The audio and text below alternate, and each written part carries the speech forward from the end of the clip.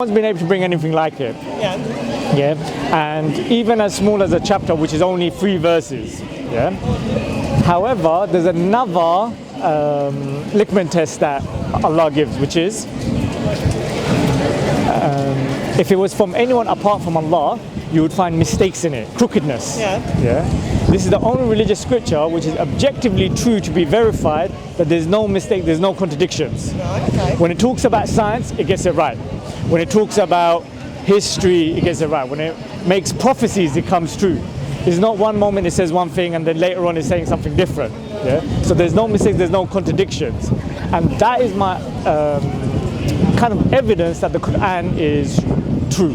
Yeah. Yeah, that's from God. Because at the end of the day, Allah, the creator of the heavens and earth, it wouldn't be hard for him to create to reveal a scripture that gives guidance that's preserved without any mistakes.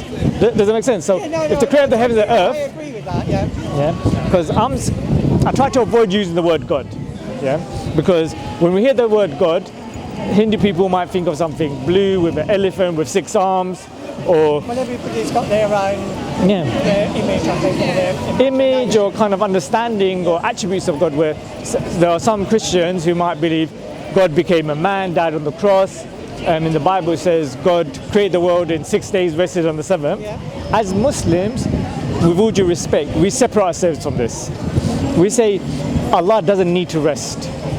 Allah doesn't become a man or die, or you can't compare the creation with the creator. Yeah. In the Quran, there's a 4-line definition given of Allah, and let's see how you feel about it, which is, say Allah is uniquely one. Allah is uniquely one. Yeah. He is self-sustaining, eternal. Yeah. He doesn't have offspring, nor was he born. Okay, yeah. Yeah? And there's nothing equal comparable to him. Yeah, so that would be, as what I would say, is how it would be. That, I agree. Yeah? Because I think what ends up happening is you have a natural kind of understanding of God, of Allah, right? Because what ends up happening is the society changes our kind of natural inclination to believe in God. Yeah.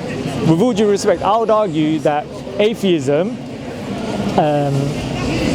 is foreign.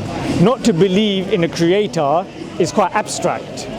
Yeah. Yeah, but I do think there are people that it's their belief, and we all have to have our own beliefs. We cannot impact on. No, I think Islamically, I'm obligated not to be insulting to other religions. Yeah. I can't insult someone's God. People are allowed to believe or disbelieve as they will, because Islam hasn't made it compulsory upon me to change people's beliefs. Even this conversation I'm having is just to introduce you to Islam. Does that make sense? I can't force you, and even if I did, with a gun to your head, then that's not you being a Muslim. That's just you being like compelled and pressured, and it's not natural. We live in a very large, don't we? We live 5 minutes away from the mosque, which is beautiful. Yeah. And I think it's amazing. Have you been inside of it, madam? No. Why not? You're welcome. No, because the only time you see people I don't going know in. why. The only time you see people and then when they're called, because you hear that sometimes. Call to prayer. Yeah. You Very feel beautiful. like you're in Marrakesh or somewhere. Yeah. It's not. So. I would say, madam, go there, see the inside. It's nice for me to say this, but sometimes you need to speak to a Muslim woman and actually find out, like, what does Islam say a lot about women's rights and women and so on and so forth. I'm not sure if you're aware, Islam is the fastest growing religion in the world. I would believe that, yeah. 2/3 of the women, people who are embracing Islam in Europe and in America are actually women. So it'd be interesting to know, like, why. I feel like you want to say something, madam.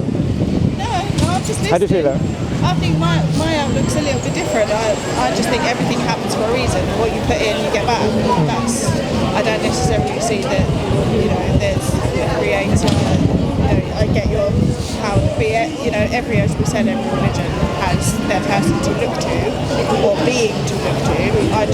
Mine is just everything happens for a reason. Now, that everything that happens for a reason, is it a random or is there intelligence behind it? It's what you put in, you get out, I feel. So if you're quite a negative person yourself, negativity breeds negativity, therefore that's what I'd expect to get back if that was me. No, I think on a kind of grassroots level that works. Yeah, like if I'm a negative person and I have that mindset, I'm gonna notice negative things. If I'm a positive person, I'm gonna pick up on positive things. Yeah. But when it comes to the universe and matter, where did the universe come from? Does that make sense? We didn't will it into existence because we ourselves are created. So the Quran makes the argument where it asks the question, and it says, "Did you create yourself?" No. Yeah. Oh no, I see what you're saying. You know, 'Cause if we like didn't- God or whoever is how to be made. No, I understand that. Because I think even your sister, your sister, I would argue that, you know, you have a belief, and then your daughter is like, look, why do I need to believe in a creator? Is there a creator?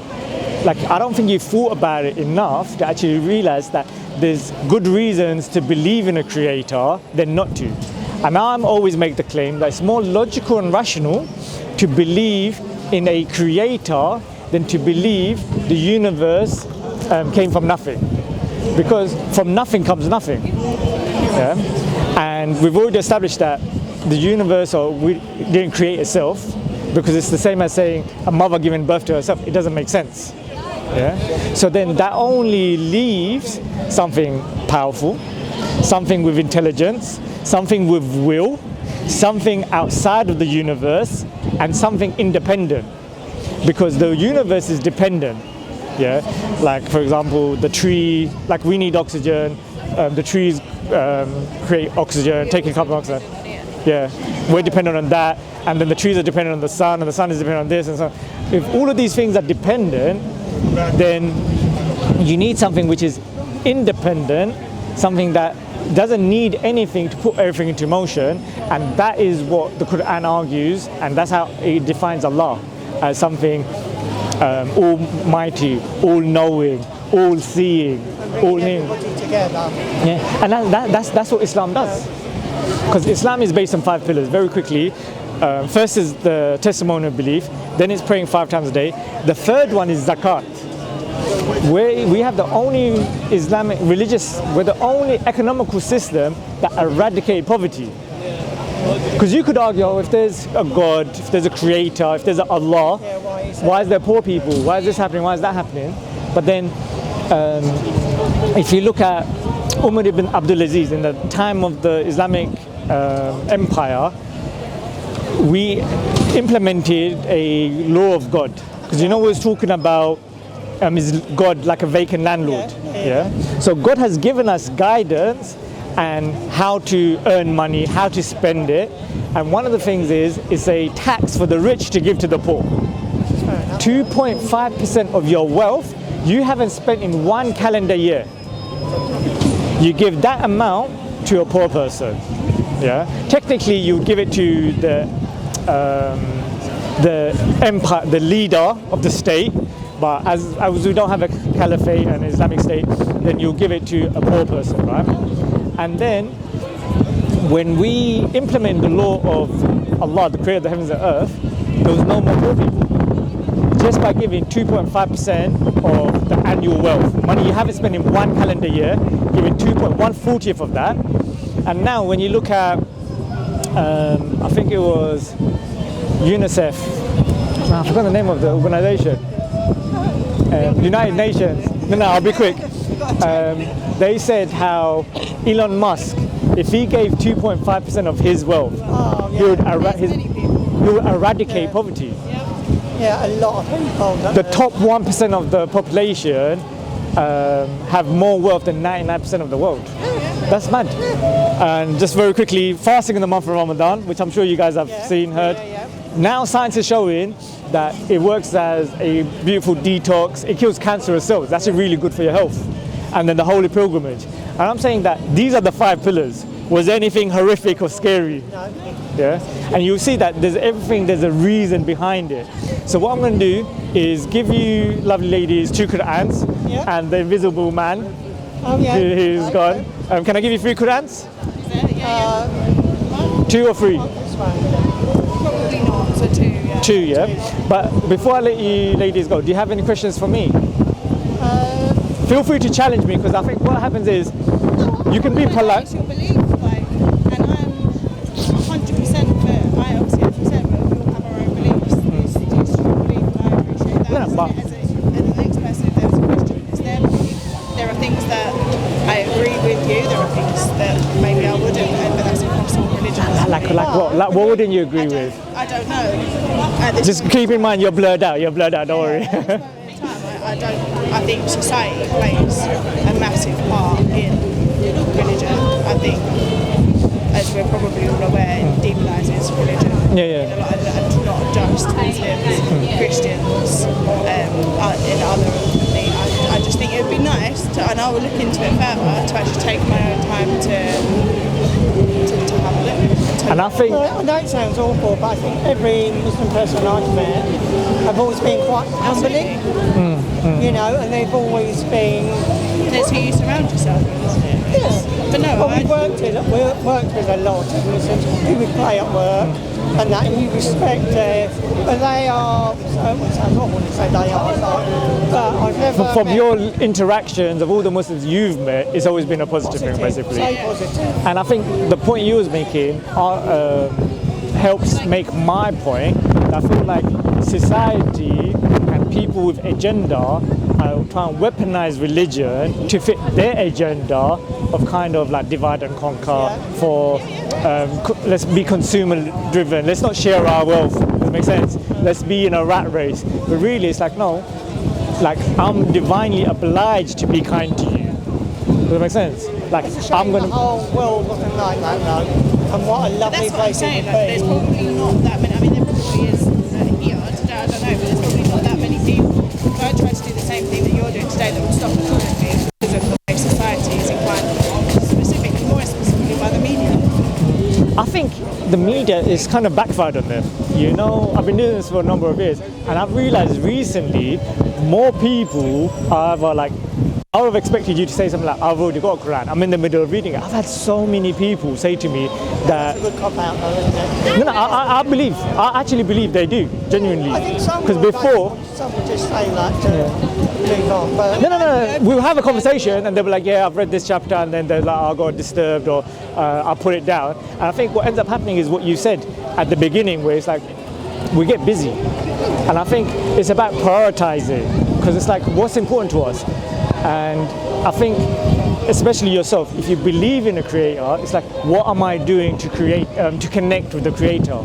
Because it's a different conversation. If it's like, being a bit nihilistic, there's nothing to it, there's no purpose, there's nothing, we're just going to die and turn into dust. And I do believe we can go on. If we, what's the word? And then that's why I was saying about, you know, I believe you get out what you put in. If you're a genuinely horrible person in life, then, you know, that's how you are. If you're a nice person in life.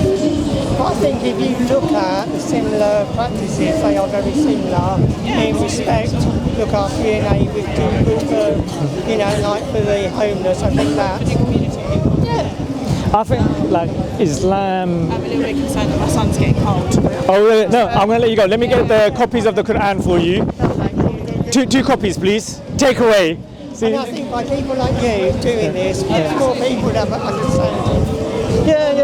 That's what I'm saying. If I had to spoke to you, all I know is what I see on the telly. Yeah. Which admittedly is not always the best picture. Yeah, But that's not everybody. Yeah. And I think they. Chicken fried rice. Thank you very Brilliant. much. Thanks so much. Do what you're doing, and hopefully we'll change the world. Brilliant. Thanks so much. If you've got any question for us, we're here every Saturdays. There's 2 tents, so there's many of us. You can't miss us. Thank you so much. I really appreciate your time. Following what you said to change the world, we have to start with self. But that's what I said. Carry on doing. What you're going to do. Yeah. And then they're being proactive, so they're going to read as well. Mum and daughter? God bless you. Anyway, take care. Mum and sister. See you later. Take care. Assalamu alaikum wa rahmatullah. Yeah, alhamdulillah. That's a wrap. No, that's in the middle, man. Come on, brother. Keep on with the game.